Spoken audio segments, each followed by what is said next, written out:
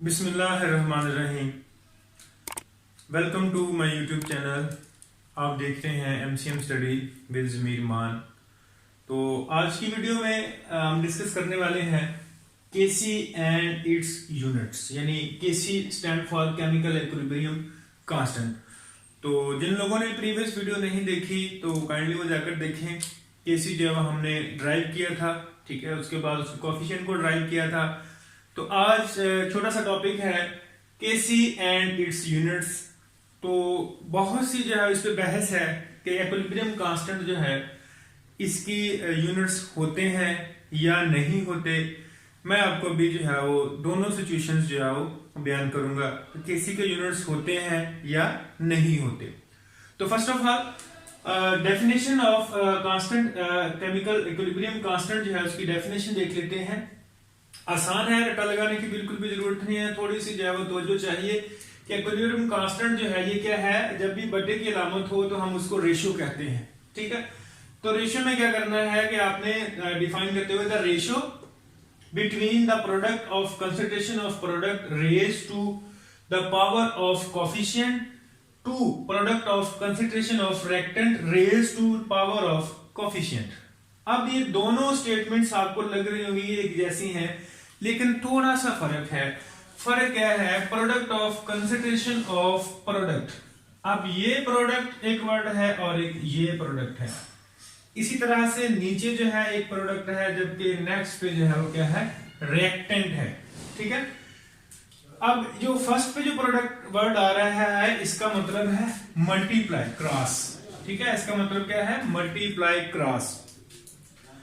Product मतलब ये है कि आप लास्ट टाइम जो हमने केसी को जो फाइंड किया था, मैं उसकी वैल्यूज को दोबारा लिखता हूं। प्रोडक्ट मीन जो है वो आप रेक्टेंट की जो प्रोडक्ट है, ठीक है, उनको मल्टीप्लाई करेंगे, ठीक है, इस तरह से।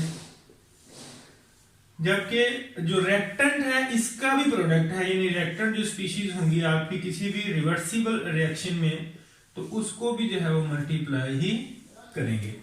तो जो फर्स्ट वाला प्रोडक्ट का वर्ड आ रहा है दोनों स्टेटमेंट्स में, तो इसका मतलब क्या है कि ये जरब हो रहे हैं दोनों फैक्टर्स।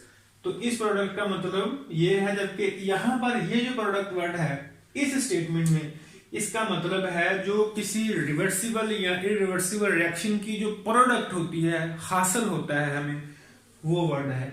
जबकि उसी के नीचे जो है वो नीचे वाले स्टेटमेंट में देखें तो ये रिएक्टेंट है जो रिएक्ट करती है स्पीशीज प्रोडक्ट बनाने के लिए, ठीक है। तो ये कंसेप्ट आपका यहां पर बिल्ड हो गया होगा। अब इसको याद करने का मेथड क्या है? आसान है, बटे को रेशियो कहते हैं। The ratio of the product of concentration of product raise the power of coefficient, यानी बैलेंस्ड केमिकल इक्वेशन हो तो हम उसकी जो है कोफिशिएंट को जो उनके पावर में रेज करके लिखते हैं, ठीक है। ये स्मॉल ए, small B, small C, small D जो है ये कोफिशिएंट है इसके। तो इसी दोनों स्टेटमेंट्स को जो है वो याद करने की जरूरत नहीं, एक को कर लें। जहां पर वर्ड प्रोडक्ट है नीचे वाले स्टेटमेंट पे आपने रिएक्टेंट लगा लेना है, तो ये दोनों क्लियर हो जाएंगी। तो ये थी स्टेटमेंट केसी की इक्विलिब्रियम कांस्टेंट की। तो अब क्योंकि बहस है इस पे कि केसी के यूनिट्स होते हैं या नहीं होते, तो दोनों ही ऑप्शंस जो हैं वो दुरुस्त हैं कि केसी के यूनिट्स होते भी हैं और नहीं भी होते, ठीक है। तो मजीद आपका कंसेप्ट क्लीन करने के लिए मैं दो एग्जांपल्स जो है यहाँ पर पेश करूंगा आपके सामने, तो इंशाल्लाह जो है आपका कंसेप्ट क्लीन हो जाएगा, ठीक है जी। तो अब हम एग्जांपल पेश करते हैं, ठीक है। दोनों सिचुएशंस में केसी हैज नो यूनिट्स और केसी हैज यूनिट, ठीक है। तो दो कंडीशंस जो है वो यहाँ पर मौजूद है यूनिट्स के हवाले से। इक्विलिब्रियम कांस्टेंट जो है इसका यूनिट होता है या नहीं होता।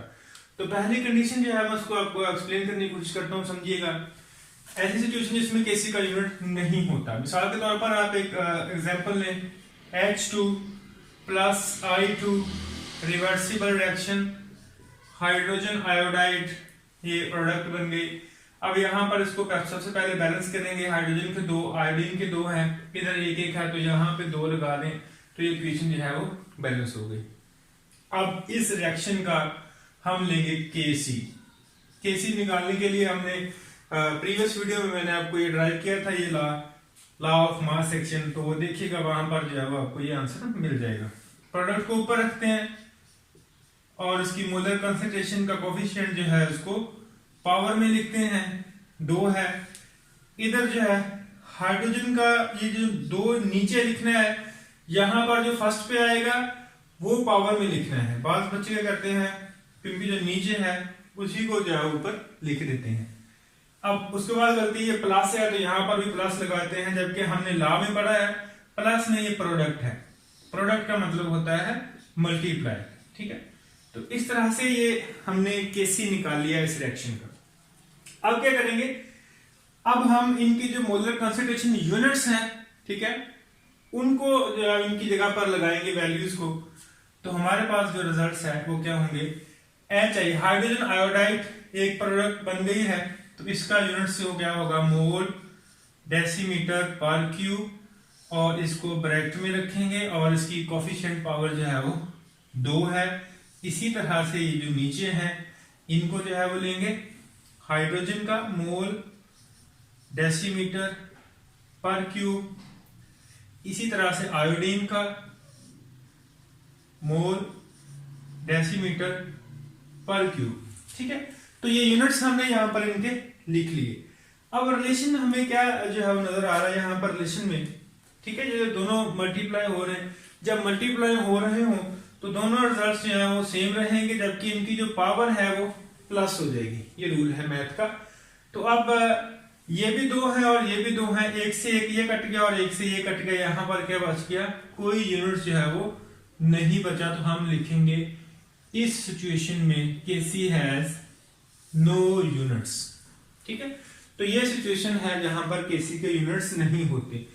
अब क्या है, आपको एक ट्रिक बताता हूं कि बिना कैलकुलेट किए भी आप किसी भी रिएक्शन को देखकर जो है ये बता सकते हैं कि केसी का यूनिट जो है वो इस रिएक्शन का है या नहीं है। ट्रिक क्या है, गौर कीजिए, एक है इसका भी एक है और इसके जो है वो कितने हैं, 2। एक और एक दोनों को प्लस करेंगे तो आंसर आपके पास आ रहा है 2 मोल है, इधर भी जो है वो 2 है।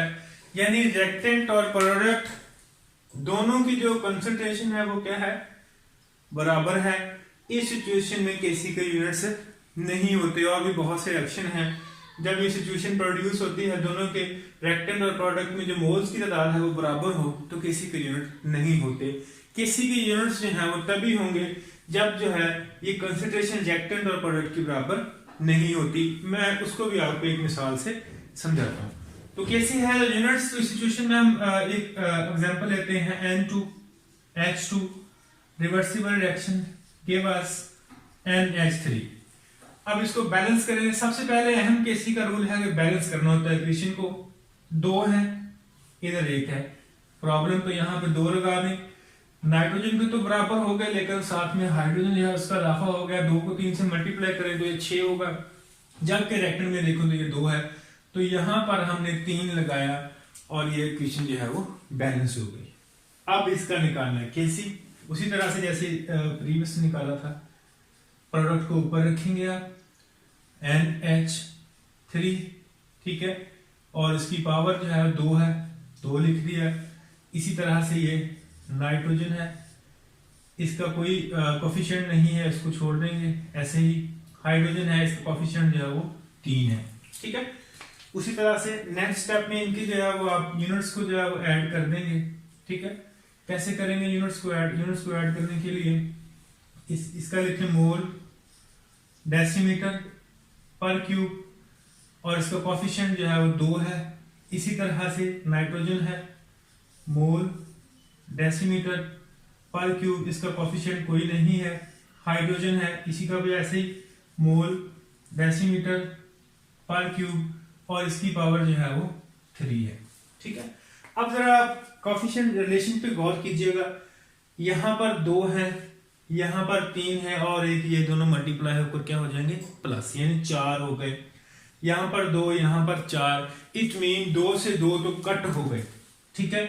एक से ये, जब इसका एक और एक यहां पर जो है वो 2 बच गए, तो यूनिट जो है वो क्या रहेगा आपका, मोल डेसीमीटर पर क्यूब, और उसका कोफिशिएंट 2।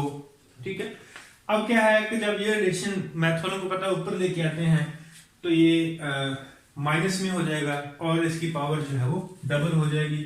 मिसाल के तौर पर 3 2 6 हो जाएगा, तो मैं जगह कम होने से जो है यहाँ पर लिख देता हूँ।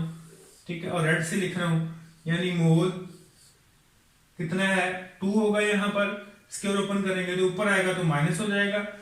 डेसीमीटर पर क्यूब जो है वो -6 है, ऊपर आया तो प्लस हो गया।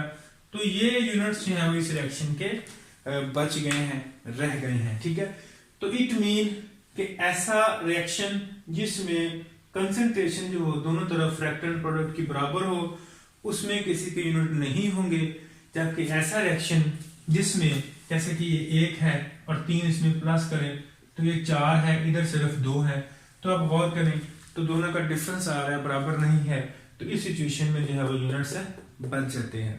तो वो जो बात जो बहस है कि किसी के यूनिट्स होते हैं या नहीं होते, दोनों ही ठीक हैं, होते भी हैं और नहीं भी होते। ठीक है, तो उम्मीद करता हूँ आपको ये समझ आ गई होगी। फिर भी कहीं पे भी कोई क्वेश्चन है तो आप कमेंट सेक्शन में लिख सकते हैं, इंशाल्लाह आपको उसका रिस्पॉन्स दिया जाएगा। Thank you so much, Allah Hafiz.